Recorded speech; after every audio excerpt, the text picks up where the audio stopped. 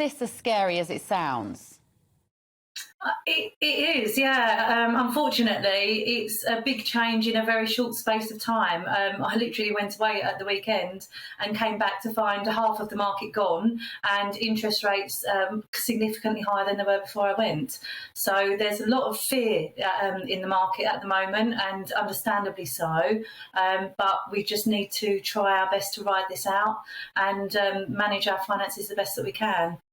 So who is this going to affect, Shelley? Because there are those people who are called mortgage prisoners. They sound like the ones who are going to be the worst off. There's about 200,000 of them in the UK, apparently. So are they the ones who have got they're on a variable rate, but they're unable to remortgage? Have I got that right? That's right. So they're people that would have met the criteria previously of old lenders, normally lenders that have exited the market, so perhaps Northern Rock or any other lenders like that. They can't necessarily get onto a new mortgage rate, although there are special schemes available with some lenders for mortgage prisoners.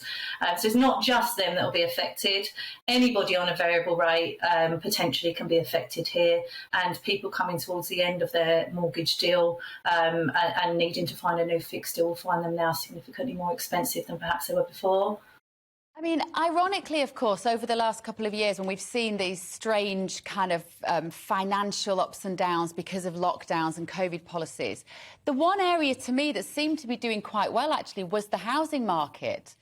House prices still seem to be going up. There was probably more demand than supply, but it seemed quite buoyant. Does this feel like a sabotage move to you now with the interest rates? Yeah, I can see why you said that. It's these unprecedented times that we're in, isn't it? You know, there was always going to need to be a change. The COVID rates that we've experienced, particularly over the last 2 years, have been unsustainably low. So we always knew that things would go up, but the rate and speed that things have gone up at is surprised us all.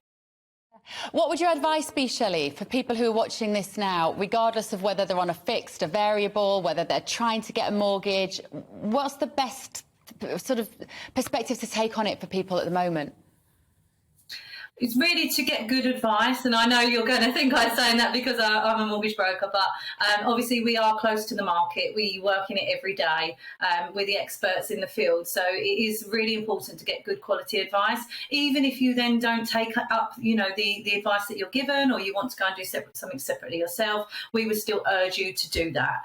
That way that you'll understand what's available to you now, any industry inside knowledge that we may have, although it is very difficult to sort of even for us to predict what happens next, because we only often get sort of 2 to 4 hour worth of notice on rate rises. But just also bide your time.